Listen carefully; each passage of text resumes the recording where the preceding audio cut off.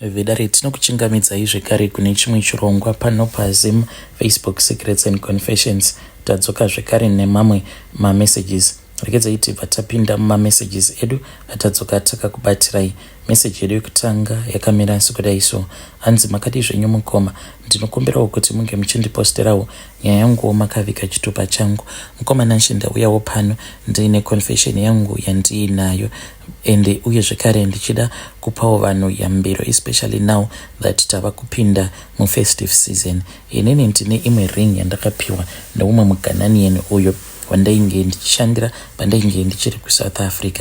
Saka muGhanaian uyu ainge aine mamwe mafriends ake vaishandidzana nemaSouth African uye zvekare nemaZimbabweans. Saka ivo zvavainge vachiita vanhu ava ndezvekuti toti paya vanenge vakuhijeka vachida kukubira, then vaibva vazokuudza kuti unge uchiunlocka foni yako. Kana vakaona kuti mubhengi mako munenge muine mari, ndopaya pekuti vanonokukidnapa kwemazuva kuzonosvika uchipedza kuwithdrawa mari, then vobva vazokuita let go. Saka advice yangu zvekare kuvanhu ndeyekuti especially pamafestive season awa, kana kuri kunzi unenge uine mari yako yakawanda, zvaunofanira kuti unge uchiita ndezvekuti usafamba nefoni iyo inenge iine banking application yekuti inenge iine mari yakawanda. Uye zvekare kunyange kana uri pamba unofanira kuti unge uchigara foni iyoyo yakangovigwa, not kuti iri pachena, kuitira kuti kana kuri kunzi mukapindirwa nembavha, obviously munobva mazonzi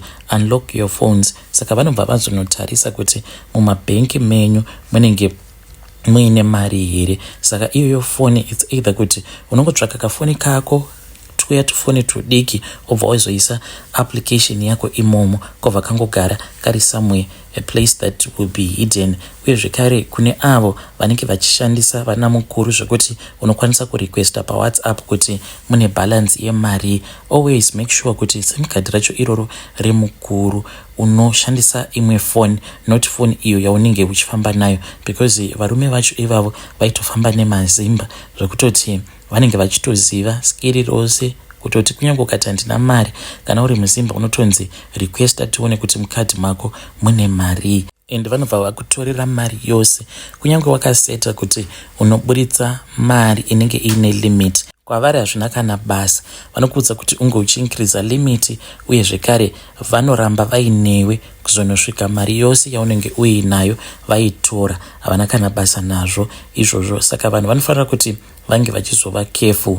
So ndakazoti ndazopiwa ring yandakapiwa nemuGhanaian uya wandainge ndichishandira, ndopa ndakabva ndazodzoka kumba. Mushure mekunge ndadzoka kumba, pane imwe sister yangu uyo wandainge ndakatosacrifice pandainge ndichiri kuSouth Africa, saka akabva azofa. Semunhu wekuti ndainge ndakauya nemari yainge yakawanda, ndakanyeperawo vabereki vangu kuti ndainge ndichishandidzana nevanhu ivavo vaiita zvekuba. Saka vakazongoti zvamaita zvakashata, but munongoziva kuti kana watouya semwana unenge watouya. Ndakabva ndazotangawo mabusinesses angu uye zvekare ndakatotenga truck, but chisingazivikanwe nevabereki vangu ndechekuti ndakatorera vamwe vana vose vemudzinza zvipo zvavo.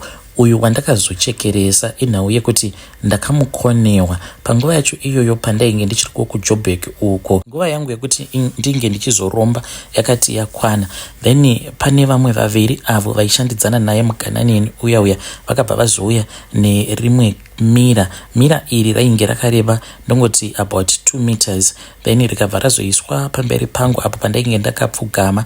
Ndikabva ndazonzi ndaifanira kuti ndige ndichitaura mazita emasiblings angu, so ndakataura mazita emasiblings angu ose, but sisi vangu avo vandakazosacrifice ndivo vega vasina kuappear, because pandakataura zita ravo ndichiti Susan, and then ndakabva ndazongoona kuti mumira mainge mungori nechiutsi, then uya muGhanaian akabva azoti you can skip, we'll come back to her later on. Ndakaramba ndichitaura mazita emasiblings angu ose, ndikabva ndamuudza muGhanaian uya kuti ndainge ndapedza kutaura mazita emasiblings angu, ndikabva ndazonzi chitaura mazita emacousin brothers ako ose. Ndakavataura vose mukoma nashi mazita avo, uye zvekare ndikazonzi mazita emacousin sisters ako. Takazochipedzisira zvekare nezita rasisi vangu avo vekuzofa, but still vakaramba kuuya muglasmiamia handina kukwanisa kuvaona, taingoona chiutsi chete.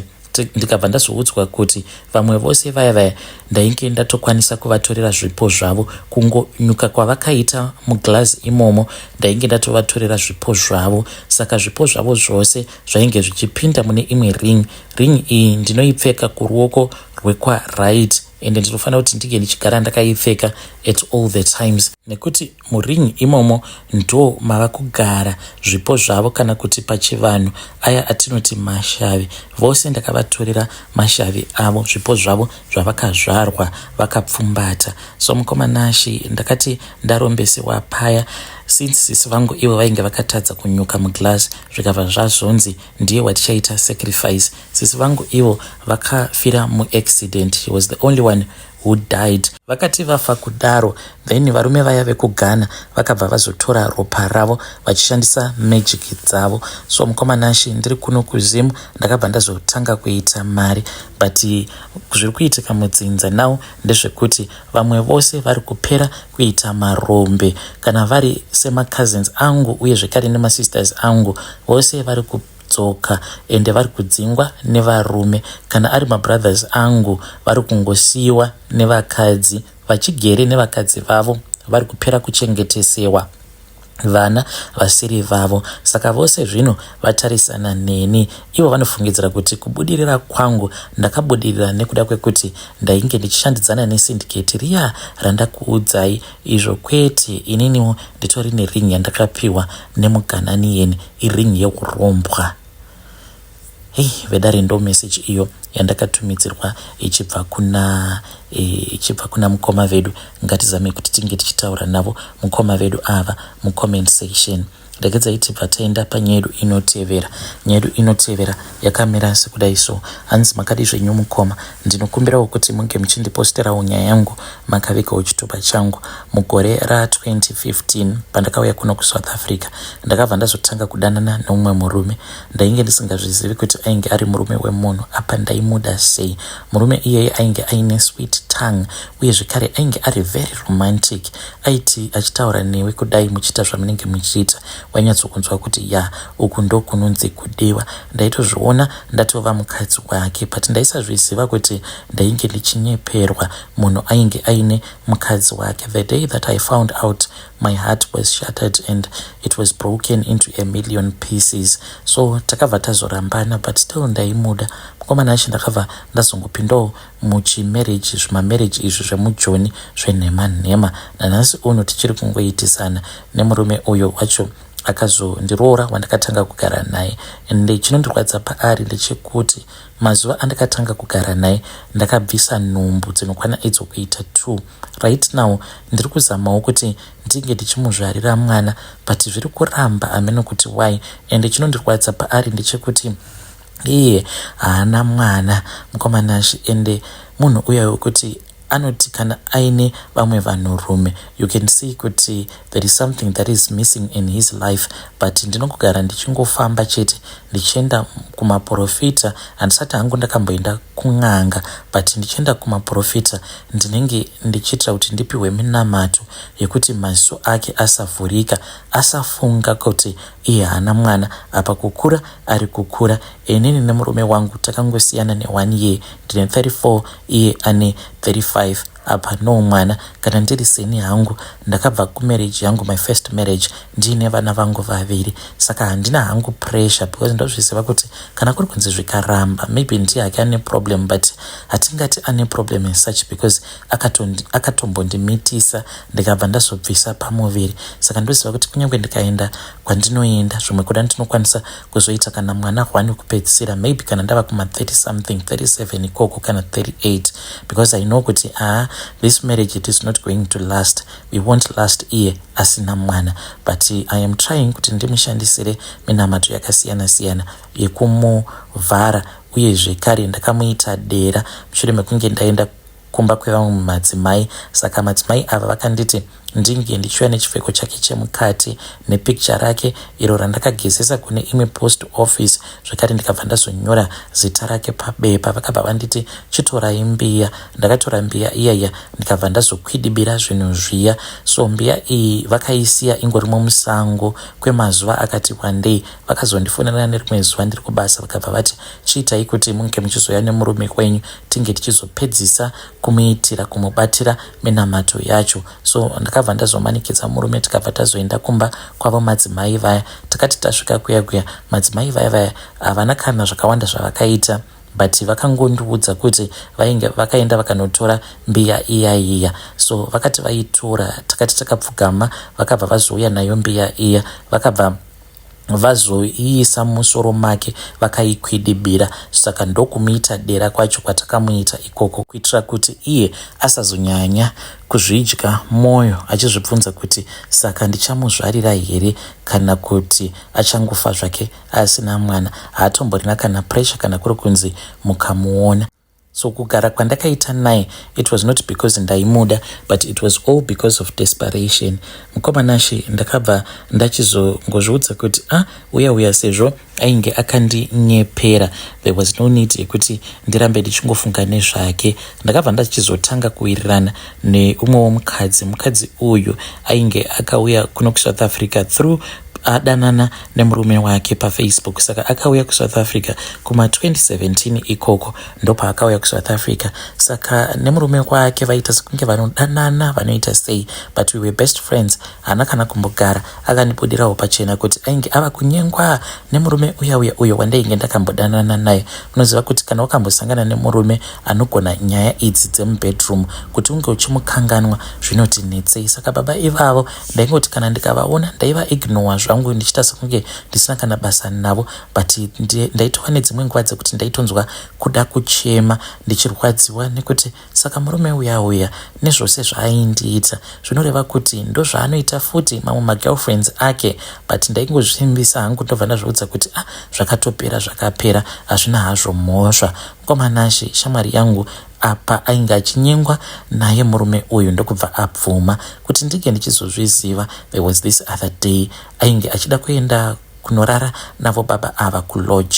Akabva anditi shamwari, handizivi kuti ndoita sei, pane munhu wangu wandiri kudanana naye, tofanira kuti tinge tichienda kunorara kulodge. Murume wangu manje anokwanisa kuzonyumwa kuti maybe handisi kuenda kuchechi. Hazviita here kuti tinge tichita sekunge tinoenda tose kuall night. Ndakabva ndati iri bore. So takabva tazobva kumba tikatoenda mutown, then tainge tava kuenda manje kuchechi. Ndokubva achizouya manje akabva azopikwa up nemurume uya kana iye akavhunduka mukoma achitondiona ndakamira nefriend yangu. So the idea was that taifanira kuti tinge tichienda tose tinorara kulodge. Vainge vachazondibhukira imwe room ivo vari mune imwe room, then mangwana makuseni tongodzoka tiri tose.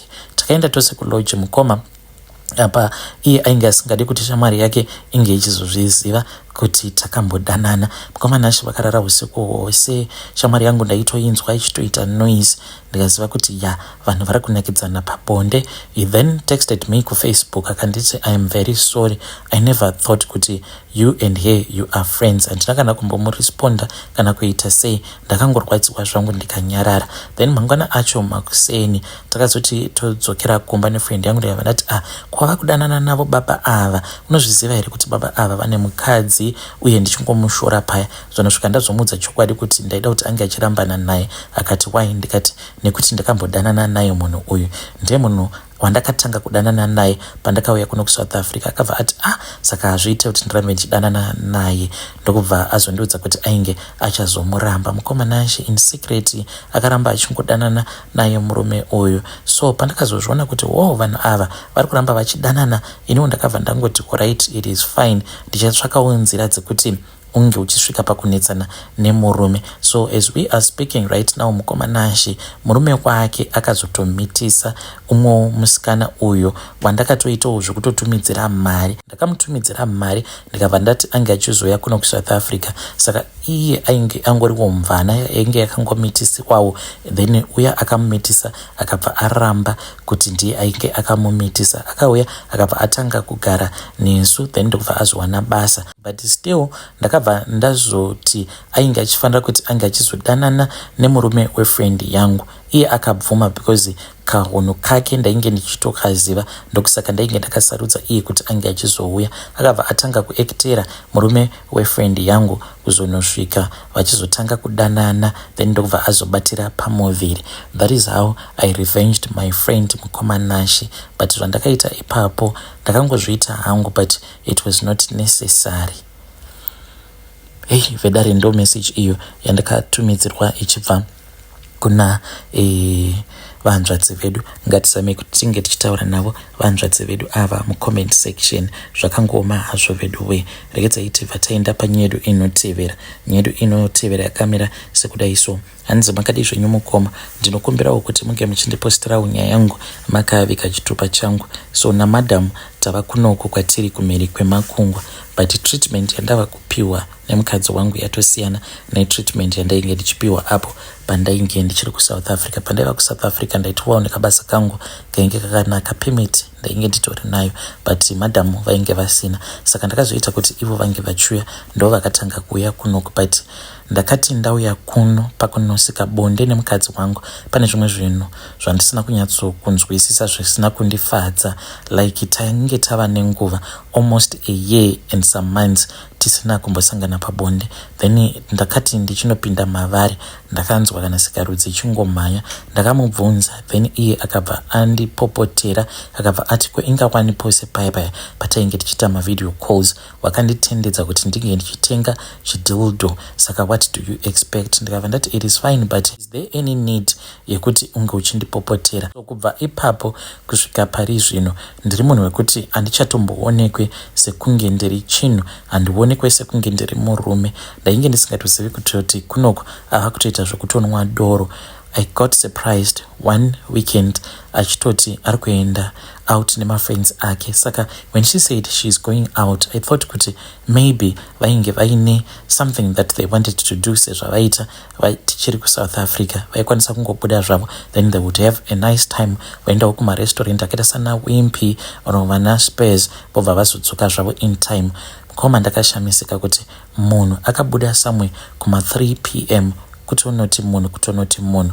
She was no longer picking up her calls. Akazodavira call yake, it was past 12 midnight. Ndopa akanditi iwe ndakadhakwa, ndaona ma-missed calls ako, uri kudeiko nhai Bhango, I'm coming tomorrow.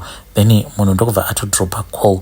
Zveshuwa munhu haana kudzoka kumba until the very next day. Ndakamubvunza akanditi she had a hangover. She did not want to face me when she was having a hangover because ndaizomubohwa ndichimubvunza zvimwe silly questions. Saka akabva azoenda ndokubva azonorara kumba kwefriend yake vakanoswera ikoko.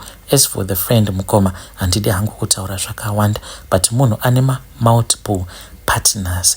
And mukadzi wangu akatombondiudza kuti hanzi friend yake iye wacho uyo ava kupota achienda achinorara kumba kwake, hanzi anotomboita zvema-threesome, in which zvinhu zvinondirwadza. Saka ndinotya kuti zvimwe kuda kana ndikaramba ndichingonetsana nemukadzi nekuda kwemitemo iri kunoko, maybe mukadzi anokwanisa kuzondisungisa kana kuzoita sei, because ndakangonetsana naye ka1 akabva ati try me, I'll get you arrested, unodzokera kumba mupfana.